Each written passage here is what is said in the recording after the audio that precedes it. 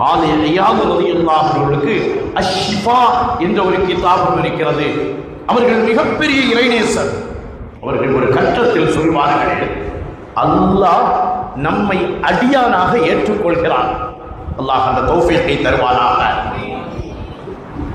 யா அய்யத்துஹன் நஃப்ஸுல் முத்மஇன்னா இர்ஜிஇ இலா ரப்பிகி, உன்னுடைய எஜமானின் பக்கம் நீ திரும்பு என்று அல்லாஹ் அழைக்கிற பொழுது அதில் ஒரு தத்துவம் இருக்கிறது. நீ என் அடிமையப்பா, நீ உன் எஜமானின் பக்கம் திரும்பு.